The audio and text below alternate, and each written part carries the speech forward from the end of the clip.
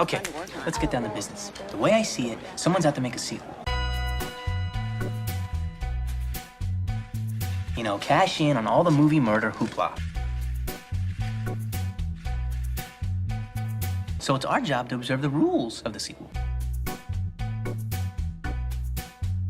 How do we find the killer, Randy? That's what I want to know. What would you do if a copycat killer strikes on your college campus? What happens when your past chases you from Woodsboro? How do you add up the clues to solve the case before it's too late? What is up, Nerd-tectives? Hi! No, I really mean that. Hi. Welcome back to another episode of Nerds at Night. Thank you to everyone who helped make the first video in this series a success. Y'all literally blew up this channel to over 4K subs, and I want you to know because of that, and really because of how much y'all liked the first one, that today we are breaking down the sequel to one of the best slasher horror whodunits. Who'd want to do that? Sequels suck. Thank you for that, Randy. But today we're talking all about... In similar fashion to our first Scream breakdown, I want to prepare you to be able to pick up all the clues the movie is giving you and help you to be able to solve who the killers are before all is revealed at the end. I'm going to take you through how this sequel works in relation to the first movie, go through all the ghostface attacks, and then we'll go through every clue the movie gave us to help us solve this case. Now, just in case you need a summary about the movie, here's a quick synopsis. It's a dumbass white movie about some dumbass white girls getting their white asses cut the fuck up. Now let's talk about the sequel a little bit, because before we go gathering clues to attempt to solve this case, we have to understand how it differs from its predecessor. You see, in this movie, the clues are not as in our face as they were in the first film. This mystery is in fact harder than the first, and for good reason. In order to be a good murder mystery sequel, you have to change how we got our clues and subvert expectations of how we gathered clues from the first time. This means pieces of matching wardrobe are not as evident in this movie, and narrowing down who could be an immediate suspect after an attack is also not as easy as the first one. However, this doesn't mean there aren't clues, it just means we need to pay attention to different details to solve this particular mystery. In fact, the clues in this particular sequel are broken down into two categories: deductive like the first movie, and then a new category that stands out in this sequel are visual verbal clues. We have to be on extra high alert for every line that could imply or point to a suspect being a killer. Let's move on. So we know we have a harder case in front of us, and we know the clues are harder for us to find. But how do we, as nerd-tectives, attempt to try and isolate these clues? Well, this is where we break out our handy-dandy rules for solving a murder mystery. And what are those rules, you might ask? Rule number 1, we gotta have suspects. Rule number 2, we gotta have clues. Rule number 3, we have to have motivation. Rule number 4, we have to have opportunity. And rule number 5, we always have to have red herrings. We use all of these as part of our algorithm to solve any murder mystery. One more thing to keep in mind about murder mysteries is in all cases we meet the killer in Act 1. This means if we get introduced to some weird character after about the 30 or 40 minute mark, we know no matter how suspicious they might be, they will always be a red herring and will never ever be the killer. Additionally, like any good murder mystery, there is always a sleuth or detective character who's often the hero of the book or the movie, but in this film and in the franchise, it's not our lead. Our lead and hero, much like the first, is still Sidney Prescott. So who is our sleuth/detective character? Again, this honor goes to our favorite leading news reporter, Gail Weathers, star of the Gail Weathers press conference, based on the book by Gail Weathers, soon to be a major motion picture starring Gail Weathers. In this movie yet again, she's consistently the only one sneakily trying to gather information and puts things together, if only slightly before the rest of the characters. And yes, this continues throughout the franchise. But in this particular film, she serves a greater purpose by leading us to one of the killers. You'll see what I mean as I break this movie down further. Now that we know the rules, let's dig into this and find every clue in Scream 2 that this movie laid out in front of us to solve this mystery the whole time. So grab a popcorn, grab a beer, or grab a whiskey, and let us begin. Give me some money. I need to get some popcorn. You got money. I got my money. I asked for your money. Now, much like the last time, we're going to start with the end of the movie, then we're going to work our way through all the murders just in case it's been a while since you've seen it. So let's start with the big reveal. Spoiler alert in case you haven't seen this movie, because if you haven't seen it, I'm not saying I'm mad, I'm just saying I'm disappointed in you. But if that's the case, feel free to pause this, watch Scream 2, and come back. Now, for those of us who have seen it, let's start with the reveal. We find out the killer was Mickey. Surprise, Sydney. Who has some unorthodox motivation for going on a killing spree. See, I've got my whole defense planned out. I'm gonna blame the movies. And additionally, as our second killer, we have Gail. Mrs. Loomis? whose motivation isn't as modern as Mickey's. Her motivation is instead, You killed my son, and now I kill you, and I can't think of anything more rational. So now that we know who did it, let's rewind a bit and go through all the murders and Ghostface attacks just so they're fresh on our minds. The movie and the killings all kick off at the movies where a couple, Phil and Maureen, are given sneak passes to watch Stab, the in-universe version of Scream based on the events from the prior movie. Phil takes a potty break and finds out it's not nice to snoop on people in the stalls. Sorry, this might be a dumb question, but where are you right now? I'm in the toilet taking a shit. The killer then puts on Phil's jacket and surprises Maureen as she's watching Stab. See, if that was me, I would be out of there. Our next attack takes place at night where the killer calls Cece. He harasses her over the phone and ends up making his way into the sorority house. Bitch, hang the phone up and star 69 his ass. Damn. Then he surprises her in person, chases her, and finally finishes her from the top floor of the house. Shortly after this, the killer calls the empty post-party sorority house as Sydney is leaving, and Ghostface also manages to surprise her as well. He chases her around the house and manages to escape as she runs away outside, but not before attacking Derek. We next see the killer stalk Sydney during dress rehearsal for the new play she's starring in. Yo, leave her alone. This is shortly followed by the killer calling Gail, speaking to Randy and the gang searching for the killer in the park area. This leads to one of the most infamous deaths in the Scream franchise. R.I.P. Randy, you'll always be our angel. We next see Ghostface being a peeping Tom on Dewey and Gail. I am black. Yeah.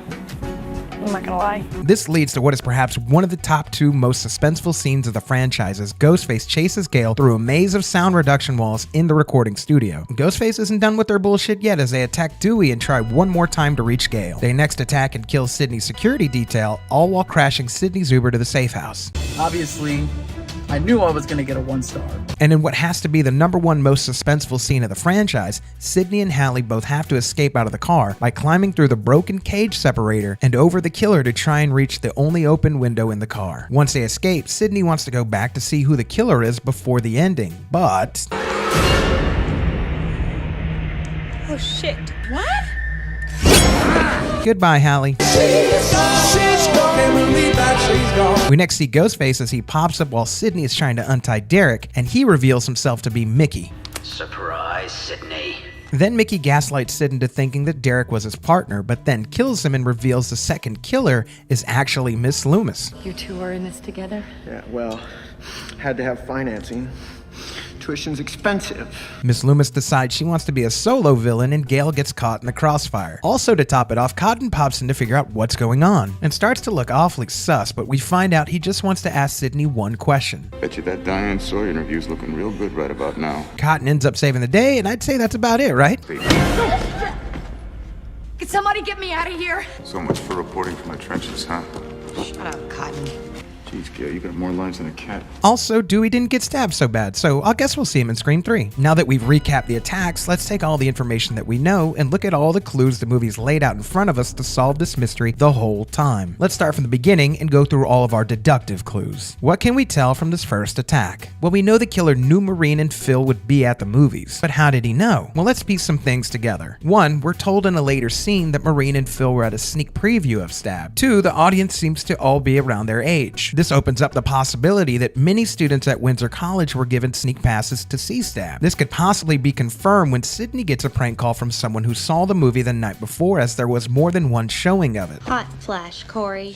Prank calls are a criminal offense prosecuted under Penal Code 653M. This much is confirmed as we see people running around the lobby, presumably to watch Stab in a different theater room. But none of this answers the question of how the killer knew Maureen and Phil were going to the movies, and specifically what time and which movie theater. There may be a good answer though. Zach Cherry has a great theory on his Who Killed Who video and theorizes a student who is a killer gave them the tickets. I believe it was either that or Phil received tickets along with another student for the same showing. Either way, this now implies our killer, or one of our killers, is indeed a student. Our next clue comes to us in film theory class as the topic turns to violence in cinema and the effects on society. The students seem to be engaging in a fun debate, but Mickey has interesting thoughts on what's happening. Classic case of life imitating art, imitating life. With all due respect, the killer obviously patterned himself after 2 serial killers who have been immortalized on film. Thank you. If we add up just a few things so far, we know that our killer is likely a student at the same college Maureen and Phil attended. And now we see one of these students saying the previous killers are immortalized and is defending sequels. So far to me, that seems suspicious as fuck. Also, as a tidbit of trivia for this scene, there's a line of dialogue that feels just a bit off in this moment right here. T2. You got a hard on for Cameron. Why did Cece say that? If we noticed previously, it was a completely different student who names a different James Cameron movie. Aliens. Far better than the first. So why is this line here? You got a hard on for Cameron. And how does it make sense? Well, what if I said this scene was reshot to add more lines for Sarah Michelle Gellar? And in the original version, both James Cameron sequels are indeed named by Mickey. Many sequels have surpassed their original. Name one. Aliens. Far better than the first. Name another. T2. Someone's got a hard on for Cameron. Which now makes sense why the line is in there in the first place. Now let's get back from the trivia and get back to our clues. We next meet an interesting character named Debbie Salt, who seemingly idolizes Gale Weathers, but she comes off a bit clingy and pushy. I took your seminar in Chicago. Last year, I was the one in the front row, asking all the questions. But notice something very interesting. When the media gathers to ask the chief questions about the recent killings, Debbie is tucked away on the far side of the media, away from the cameras, and also far away from where anyone would notice her and definitely out of the line of sight of Sydney. If she were to be seen this early on, then the plan to take revenge on Sydney would be ruined. Clever girl. Our next clue is noticing who is around when Sydney gets invited to the party. You see, we know later on Sydney gets attacked once the party clears out, but in order to attack her, the killer had to know she was going to be attending in the first place. This immediately narrows it down to Derek, Hallie, and our most suspected suspect so far. Mickey, the freaky Tarantino film student. Our next clue comes once Cece gets a phone call from Ghostface. Remember, this is the 90s, so before you could just Google phone numbers for businesses or sorority houses, you had to use the phone book. This now likely means if the killer had the phone number for the sorority house, they would have access to a campus phone book that had the sorority's phone number, which points the finger even more to our killer being a student at the same college. Our next clue comes to us very subtly, but watch this. We see the killer enter the house, and then knows how to reach the closet on the far side of the house. How would someone know to do that unless they've been in the house before? And what's one of the biggest reasons to go into a sorority house? If you said party, you'd be correct. Much like the party currently going on in a sorority house down the street, which is now even more proof that our killer or one of our killers is very likely a student at the same college Cece attends. Our next clue is slightly subtle, but notice how the killer is on the phone with Cece and her roommate, while at the same time we see the killer sneaking into the sorority house. Notice the killer is not holding a phone, and again, Bluetooth wasn't a big thing at this point in time, so this is one of the biggest clues telling us there's more than one killer. Our next clue is a small clue, but it's shown to us if you pay attention. You see, 2 out of 3 of the people we know who knew Sydney was going to be at the party show up. We know one of them has to be suspicious, but in the moment, we're unsure of who. This next clue is very subtle and easily missed, and that is Debbie Salt happens to be one of the first reporters on the scene news-wise. She gets some solid info from the chief and some good details, but she doesn't give them to Gale? So it's definitely not suicide. Thank you. Gail, hi, you're just getting here. It's not good. If Gale is someone she idolizes, why didn't she hang out long enough to discuss the case with her? That's suspicious. That's weird. That's what reporters do, Dewey.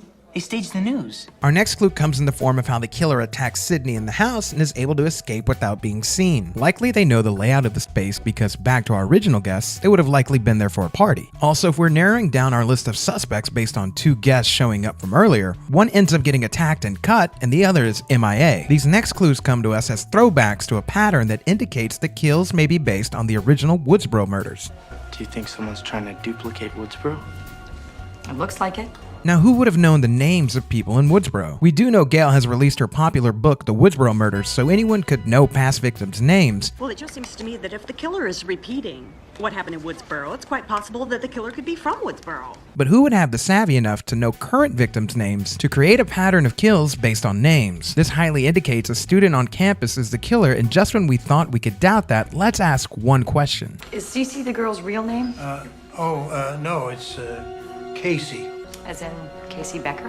Maureen and Phil don't seem to have nicknames, but who would have known Cece's real name? Maybe someone who went to the same college? Let's get a bit more specific. Maybe someone who was in the same class with her. Right after this scene, we get a very small clue. You see, Debbie Salt is the local reporter woman, but this question raises a big flag for me. What about this ex-cop Dewey Riley? It's kind of strange that he showed up. Yeah, what's he doing here? Now, why would she ask Gale this when Dewey walked right past her and she could have just asked him? Either Debbie is a horrible reporter who's just reporting on TMZ gossip, or she's just using these questions as a way to torment Gale, specifically because she's the killer and has a devious motive to keep antagonizing her. Our next few clues come from this interaction right here. Derek, I think Sue will let me interview her for my documentary. So this means Mickey's actively recording, right? Also, what is he doing a documentary on? I have a lot of questions about Homeboy. Also, we get this line.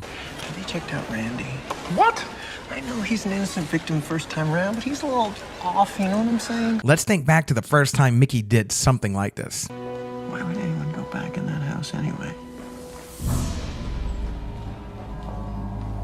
This is now the second time Mickey implicates another character to be placed on the suspect list. Much like the school playground rules about farting, he who smelt it, dealt it. Our next clue comes after Sydney is stalked during dress rehearsal. Who would have access to the stage and could still blend in with everyone? The answer is clearly a student. Let's add some more context to this though. You see, Derek comes to comfort Sid after the attack, but Sid has an interesting question for him. Derek, how long have you been here? Just got here. Is everything okay? What's going on? What happened to Mickey? Here's what we're missing to get a legit answer. In a deleted scene, Sydney's friends make a schedule to watch Sydney to be her escort to different classes throughout the day. Mickey is supposed to be watching Sydney after Hallie, which is during the time of Sydney's dress rehearsal. But when he doesn't show up and Derek is asked about why he's there, he says this. What happened to Mickey? We swapped. He had to edit. You get me instead. What happened? So we know Mickey is a student and he's now unaccounted for while Sydney is stalked on stage during dress rehearsal. Very interesting, because now we're all definitely suspecting Mickey, the freaky Tarantino film student. Our next clue comes from the call that was meant for Gail that Randy intercepts, and we all know how that goes. But let's ask one question. Why is the killer calling Gail and not any of the other survivors? Why does Gail matter in this moment? Let's think about this from a very base level. Who did Gail piss off to entice them to want to call her? Well, let's go through who Gail has interacted with. There's Joel the cameraman, but she keeps gaslighting him to make sure he stays on board. I want to report the news. I don't want to be the news. The story is monumental. Don't you want to be a part of that? I need you. I cannot do this without you. There's Dewey, who has Taylor Swift history with her. 'Cause baby, now we got bad. But he's with her when she receives the call, so it can't be him. Then there's Cotton and Sid, but Sid got her revenge. Sydney, share with us, please. I'll share with you. And Cotton is more like Milton from Office Space at this point. Okay, but I could set the building on fire. So who else has Gail interacted with? Well, there is. I'm Debbie Salt. I took your seminar in Chicago. And Gail has been, well, not nice would be a generous statement. Begin quote. Great. Your flattering remarks are both desperate and obvious. End quote. I'm not here to do your job, Miss Salt. Dewey's a good guy. Unlike some of us. Really? So maybe it's the person you pissed off, Gail, but what do I know? I'm just the narrator. Also, again, R.I.P. Randy. Additionally, we get our glimpse of classic Ghostface kicks, aka the Ghost Force ones. As a side note, up until now, we've only had one other character rocking black boots. Looks like Wes is back to his old tricks. To Wes! Beautiful son of a bitch. Our next clue comes when Sydney is in the library and gets a threatening instant message. This yet again implies one of our killers must be a student, as they would be the only ones who have credentials to access the library college database to be able to send a message like this. You have an instant message, that's all. Just hit Alt-Tab. Yeah, but I'm not signed on. Someone here in the library, all the terminals are connected. Additionally, we get a very suspicious interaction with Cotton, who's repping Sydney's college on his hoodie, and also has a suspicious piece of wardrobe. You were so instrumental in my freedom. You're not having character doubts now, are you? Another clue comes from our not-so-favorite local news writer, Debbie Salt, who suspiciously is not part of the crowd to get a quote from Cotton Weary after he's released by the local law enforcement. But why? The big current story for any news outlet, big or small, is covering Cotton's release over trying to get a quote from Gail. And again, even when Debbie gets bitched out by Gail, notice how she doesn't even try to get a quote from Cotton. Again, she's either legitimately horrible at her job, or she's just here to keep being annoying and antagonizing to Gail because, again, she is the killer and is wearing Gail down by playing the long psychological game. Our next set of clues come to us in the scene when Dewey and Gail go through Joel's footage and get touchy-feely, only to be interrupted by footage showing up that's not Joel's. Now let's pause here because this should have been the nail in the coffin for who we should have suspected was at least one of the killers. You see, if we watch the footage, we can see it was shot with someone's camera, but who else had a camera besides Joel? Again, this is a murder mystery, and murder mysteries always give us the answer ahead of time. So let's think back to the only character we saw with the camera besides Joel. Shed calf implant. Who's that guy? Derek? I think Sue will let me interview her for my documentary. That's right. By this point, we should have known one of the killers is Mickey, the freaky Tarantino film student. This is doubly verified, as we know it would have to be a student who would know how to run the equipment to get the video to display on the second TV next to Dewey and Gail. But when did he have time to edit this if he's busy killing people? We'll come back to that, I promise. Let's return to the scene. As Dewey's looking for the killer in the control room, he doesn't find anyone, but the killer finds Gail and attacks her. But it's during this attack we get a very subtle clue. Listen close.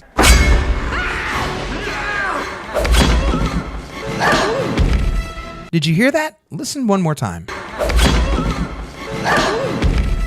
clearly this is a woman's grunt, and if the killer at this point is not Sydney, Gail, Hallie, or the sorority sisters, whose voice could that be? I'm Debbie Salt. I took your seminar in Chicago. Let's keep moving on. Again, during one of the most intense scenes in the franchise, Gail is avoiding being found by Ghostface, but it's when Dewey is trying to get her attention, we're given another clue. Whose pizza was that in the studio? Because it looks rather fresh. Let's think about this for a second, because we've already been given 2 clues that will help us narrow this down. Which student would have access to a room like this and could use it? Let's ask ourselves who's been missing for about the last 30 minutes of the movie now. Which student would need access to the technology in this room to further drive their plan forward? Remember when I said this? But when did he have time to edit this if he's busy killing people? We'll come back to that, I promise. That's the line. Well, if a video needed to be edited, which character can be accounted for because they needed to do some editing in a room like this? What happened to Mickey? We swapped. He had to edit. You get me instead. That's right, it's Mickey, the freaky Tarantino film student. If that's not enough proof, let's add up some more clues. As Sid is leaving campus, it's here we get another clue. You see, Sid's escape Uber is attacked and hijacked by the killer, but let's again step back and think who would even know she's leaving campus in the first place? See, the first we hear of Sydney going to a safe house, the main characters in the room are Dewey, Sid, Hallie, and Gail. Let's account for all of them right now. See, Dewey and Gail are being attacked by Ghostface, so now Sid and Hallie are attacked by Ghostface, so it can't be them. Then the next person who finds out is Derek, and well, Derek is currently indisposed at the moment. So who else would know? Well, there is. I mean, that would be crazy. Okay, I'll tell you. What if Hallie told her boyfriend that she was leaving with Sid? Well, now this all makes sense because we do indeed find out it was Mickey who attacked and hijacked the girl's car, and he has the bumps and bruises to show he was there. You're a psychotic. Yeah, well, shh. That'll be our little secret. Returning to campus, we get a big clue as we see Debbie is close to the attack on Dewey and Gail. If we believe Cotton's story in the moment, This isn't what it looks like. I found Dewey. I tried to help him. No, Gail, wait. Gail! then the finger should automatically point to Debbie Salt, as she is a character we have met in the first act of the movie with a fair amount of screen time and is also in the vicinity of the attacks. For a bonus clue in this section, it appears she's on the phone with someone too. Let's listen in. Curfew in full effect.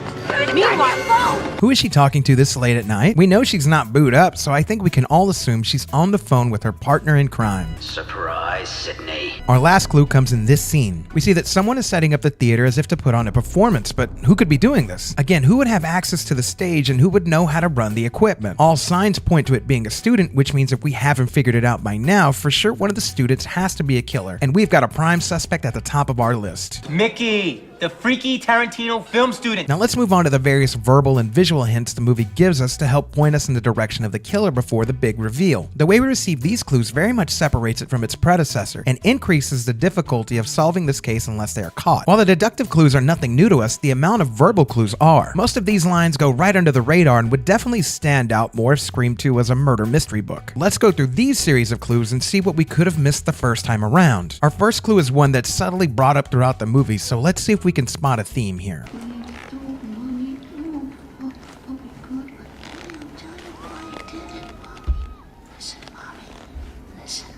When my mom left my dad, I accepted it. That's the way the cookie crumbles. Mrs. Voorhees was a terrific serial killer. I should call his mother. Sid, I already made that phone call. It really appears the movie's trying to tell us the theme of mothers is important for us to properly crack this case. Moms leave. Yeah, your mom left town. She's not buried in a cemetery somewhere. Whether it's casual mentions of the word mother or mom, or in the case of the scene from the Stab movie, is the movie's way of highlighting to us that while this clue may be mundane, it could actually be the key to telling us who one of the killers are. This mother theme is verified during the reveal at the end as Nancy Loomis says this. all he needed was a little guidance and nurturing. As only a mother can do. And this. I was a good mother. You don't know what it is to be a mother. To raise a child and teach him. Our next clue is something we lightly touched upon earlier, and it's the fact that while Mickey's in class, he takes a defensive stance that sequels can be better than the originals. Bullshit generalization. Many sequels have surpassed their original. Oh, yeah? Name one. T2. You got a hard on for Cameron. I got it, by the way. I got it. The Godfather, Part 2. That's the Oscar-winning actor. This continues even after class when he says this to Randy. Empire Strikes Back. Better story, improved effects. Not a sequel, part of a trilogy completely planned. Mickey's still trying to form an argument that sequels are better, which completely makes sense as he is the killer and would want to surpass the bar set by Billy and Stu. With all due respect, the killer obviously patterned himself after 2 serial killers who have been immortalized on film. Thank you. Our next set of verbal clues comes to us very subtly from Dewey as he catches up with Sid. If there is some freaked out psycho trying to follow in Billy Loomis's footsteps, you probably already know him. Or her. Dewey points out not only to Sid, but to us, the audience, that in this case, the killer may be a her, which is exactly what happens by the end of the movie. He also mentions the fact the killer is probably already in her life, which is an interesting bit of foreshadowing, as once we take a look at the bigger picture, we realize Mickey is in Sydney's life and is following her from place to place, which makes sense. All of the attacks around her are done by him. The other side of the coin is that Miss Loomis has a similar task and is now in Gail's life, and is tasked with following her around, which means we can also conclude that all the attacks that happen around Gail or to Gail are done by Miss Loomis. In basketball, this is what would be referred to as man-on-man defense. Our next clue comes to us in this line. Hello? See, this line really delivers on two fronts. One, Ghostface is basically telling Sydney they are back. But going deeper than that, for our second point, we can assume this is actually Miss Loomis on the phone making the calls, as we know it was likely Mickey who killed Cece, and that there had to be another person calling, which could only mean Miss Loomis was talking to Cece. Once we realize it's Miss Loomis asking Sydney if she remembers her, this moment carries so much more impact. Our next clue comes to us in this line from the hospital. I'll be with you in a few minutes, okay? No problem. It's the easiest interrogation of my crime-filled life. Whoa, what exactly was Mickey doing before college? While we never get an answer, we do get this line. We met on the internet, psycho website, classifieds. There's only an estimated 97 active serial killers in the country today, so Mickey here was quite a find. This implies Mickey has already been doing some pretty sinister stuff and has gotten away with it up until this point. If we paid attention to Mickey telling us he had a crime-filled life, we should have had him at the top list of our suspects the whole time. The next clue is very subtly done, but see if you can catch it. Dewey's a good guy. Unlike some of us. Really? The edit after Gail delivers her line is indeed intentional, and as we look back, it feels like such a sly way of the movie pointing the finger to Debbie Salt not being a good guy, which we definitely find out is true as she reveals herself to be one of the killers. And now we get to the scene that many of y'all have been waiting for that's loaded with clues. Randy's Breakdown Part 2. The movie's meta way of informing us what to expect from this movie and who should be at the top of our list as a potential killer. The way I see it, someone's out to make a sequel. You know, cash in on all the movie murder hoopla. Number 1. The body count is always bigger. Number 2, the death scenes are always much more elaborate. Let's look at the suspects. There's Derek, the obvious boyfriend. Hello, Billy Loomis. So you think it's Derek? Forget the boyfriend. It's tired. Who else do we got? There's... Mickey, the freaky Tarantino film student. Serial killers are typically white males. That's why it's perfect. It's sort of against the rules, but not really. Mrs. Voorhees was a terrific serial killer. Gail's no killer. Okay, whatever you say. But if she's not a killer, she's a target. The next clue is done in such a tricky way by Wes Craven, but once you see it, you'll never unsee it. In the scene where Sydney is doing her dress rehearsal, we see she is stalked and attacked, but once the rehearsal is halted, we see this. All right, hold it. As everyone is taking off their mask, we notice one looks very similar to a Ghostface mask, and the wearer is a woman. This is such a small yet huge clue for us, as it's literally the movie's way of telling us one of the killers is a woman, and foreshadows the reveal will additionally be on this stage as well. Doesn't that blow your mind? Our next set of clues comes to us in the moments we see Miss Loomis in full Debbie Salt mode. Well, it just seems to me that if the killer is repeating what happened in Woodsboro, it's quite possible that the killer could be from Woodsboro. That's all. The line seems very small and a bit out of nowhere, but it's the movie's way of helping us open our mind to the fact that we may have to think back to who aside from our core group of characters is also from Woodsboro and could be doing this. Additionally, when we hear this line, It must be scary knowing somebody's out there waiting and watching, enjoying all this. How does that make you feel? at the time we should ask, how would Debbie Salt know what the killer is thinking? And why would she ask Gail this question? Knowing what we know now, we realize this is almost a blanketed provoking question designed intentionally to mess with Gail mentally and antagonize her. And our final clue is something we should have noticed about the killer all along. Let's see if you can spot it.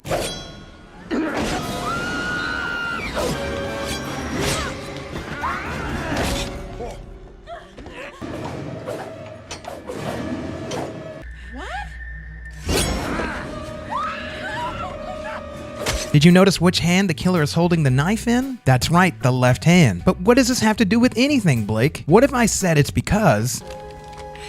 Everything's traceable back to Mickey. You see, in a deleted scene, we get an interesting tidbit of information. And from the angle of the knife wounds, they know the killer's left-handed. You're left-handed, aren't you? Yes, I am. But look, Hallie is also left-handed. Now that we know Mickey is left-handed, this all makes sense why the killer always holds the knife in his left hand. Even when Randy is attacked, if we notice long enough, the reflection in the mirror is actually showing the killer is stabbing with their left hand. But if this was Miss Loomis who killed Randy, as she mentioned here, Randy spoke poorly of Billy, and I got a little knife happy. why would she do this? It was all in an effort to create uniformity amongst the attacks and to throw off the police so they wouldn't suspect there are two killers. This is why Miss Loomis says, You're never gonna get away with this. No, of course I will. Everything's traceable back to Mickey. it's not just a figure of speech, it's because this whole series of attacks has been calculated and planned and all the evidence points to Mickey. And if Miss Loomis's plan works out correctly, But let's just suppose that you had gotten hold of the other cop's gun and you shot Mickey.